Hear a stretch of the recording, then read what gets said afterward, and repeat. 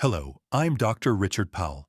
Today, we are going to talk about something that affects almost everyone over the age of 60, yet is rarely explained the right way.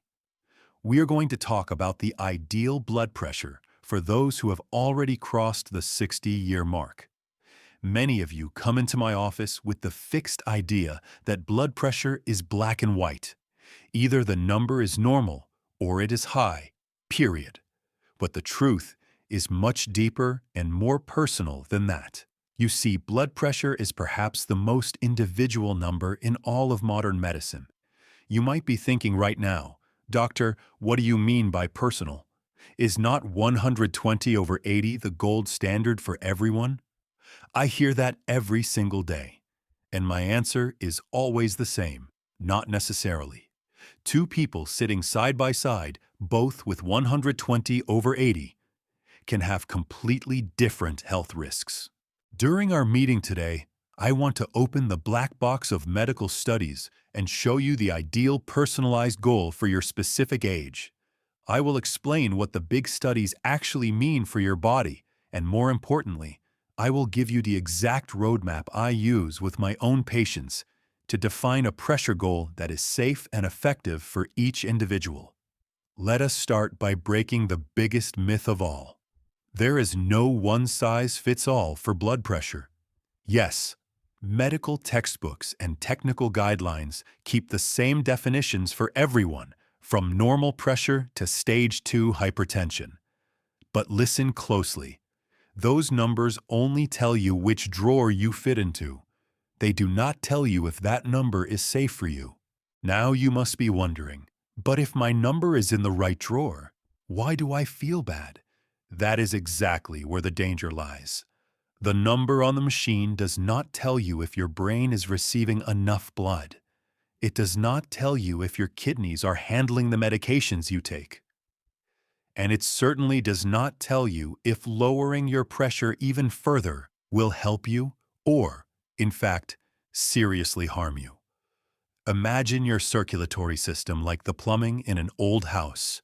Over the years, the pipes can get stiffer. If you try to lower the water pressure too much in a pipe that is already hardened, the water might simply not reach the rooms on the top floor. In your body, the top floor is your brain. So what defines your goal is not just a chart, but how stiff your arteries are. Whether you feel dizzy, if your mind feels foggy, or if you feel a tiredness that just will not go away. It depends on how many times you have tripped or fallen lately, how many medications you already take for other things, your kidney health, and your cognitive ability. This is why I see patients who feel wonderful at 118 over 72, while another patient with that exact same number feels like they are going to faint at any moment, living with constant fatigue and a heavy head.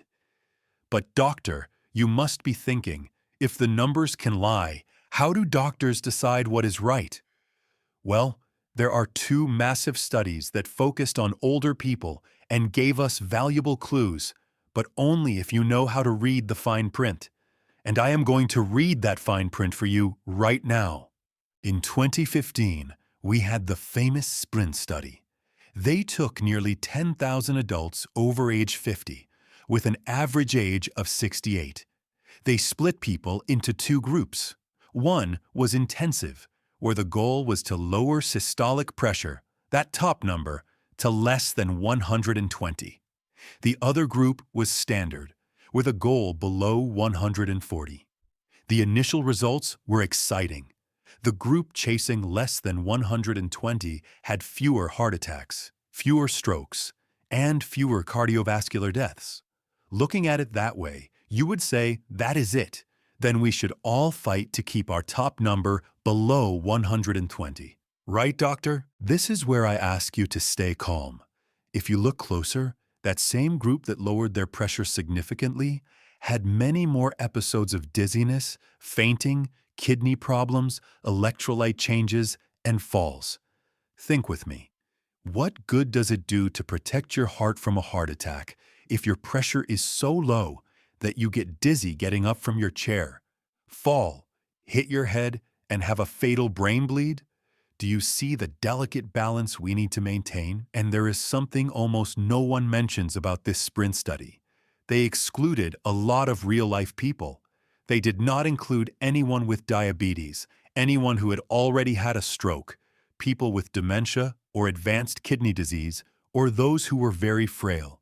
In other words, the target of 120 was tested on strong, active, and resilient seniors, not on the general population we see every day. Then, in 2021, came the STEP study in China, with over 8,000 seniors between 60 and 80 years old. The design was similar, and the results confirmed the trend. Fewer heart problems in the very low pressure group, but again, many more side effects like dizziness and kidney strain. So, what does this actually mean for your life, sitting there on your sofa? It means that if you are 60 or older, walk regularly, are independent, have a sharp mind, good kidneys, and do not take a ton of pills, you can indeed benefit from a bolder goal, close to 120. On the other hand, you might be thinking, but doctor, I already take 5 different medications. My kidneys are a little tired, and sometimes I feel like the floor is moving under my feet. If that is your case, chasing 120 is too aggressive. In fact, it is dangerous. How do you know if your goal is too low for your specific body? Your body talks to you, and you need to learn to listen. There are clear warning signs. If you feel strong dizziness as soon as you stand up, if your mind feels cloudy, if you have constant cramps, or if your top pressure frequently drops below 100, your body is screaming, "This is too low for me." Having low blood pressure is great, but not at the cost of your physiology and your safety. You do not want to trade the health of your arteries for a hip fracture caused by a fainting spell. So we come to the million-dollar question, which I know you are asking yourself right now. What is my ideal target, Dr. Richard? I am going to give you the framework I use for 95% of my patients right now. Write this down, or keep it close to your heart. If you are between 60 and 79 years old, active, independent, and do not have many chronic diseases, try to stay below 130 over 80. This is an excellent safe harbor for those who are fully active.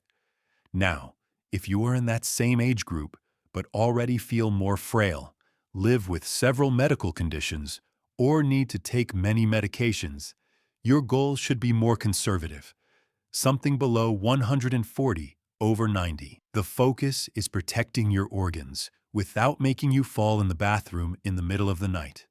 And for my friends 80 years or older, in this case, we look for something between 130 and 150 on the top number, depending entirely on how you feel.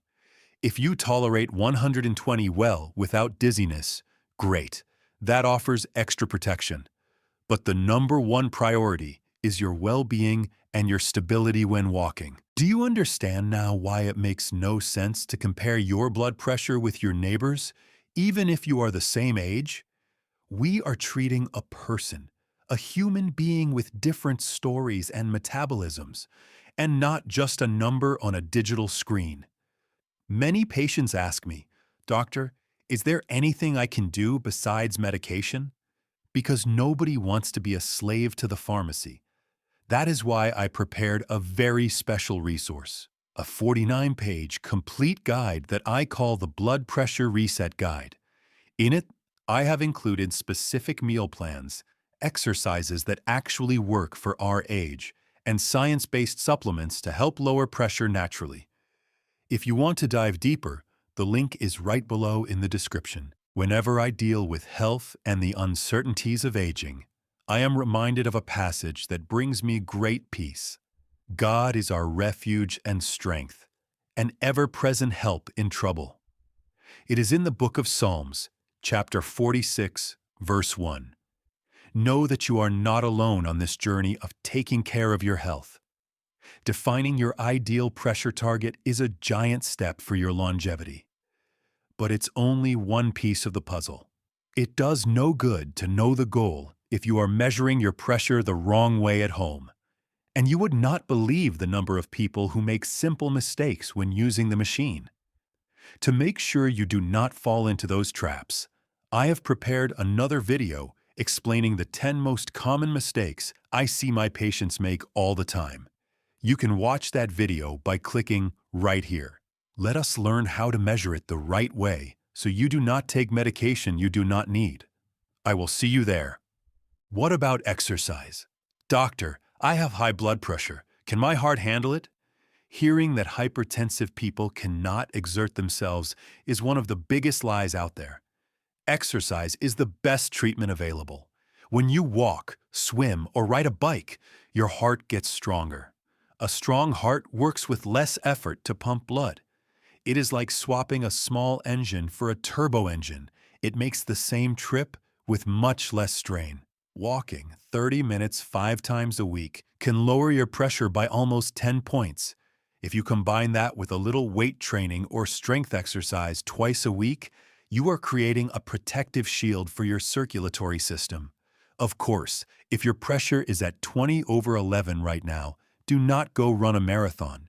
First, we stabilize it with a doctor, and then we start moving. But total rest is the best friend of disease. Now, pay close attention to this. I said that not every high-pressure reading is an emergency, right? But you need to know when it is time to stop everything and go to the hospital. If your pressure is high and you feel chest pain that squeezes or burns, shortness of breath that feels like you are suffocating, tingling in your face, or loss of strength in an arm or leg, or a headache that you would describe as the worst of your life, then do not wait. Go to the emergency room. The problem is not the number on the device. It is whatever is causing those symptoms. Now, if you are just a bit tense and your pressure has gone up, I will teach you 3 quick techniques to try and lower it at home by activating the vagus nerve, which is our natural stress brake. The first is deep breathing. Sit down and close your eyes. Inhale through your nose while counting to 4. Feel the air fill not just your chest, but your belly. Hold it for 1 second and release through your mouth very slowly while counting to 6. Repeat this 10 times. You will feel your shoulders relax and your mind calm down. The second technique is cold water. Splashing your face with very cold water or holding a cold compress to your neck gives a calming shock to the nervous system. The third is meditation or total silence. Turn off the television and get off social media. Stay in absolute silence for 10 minutes. The information overload we face today keeps our pressure high without us even realizing it. My friends, taking care of your health does not have to be a burden. It does not have to be a struggle full of prohibitions. It is a matter of knowledge.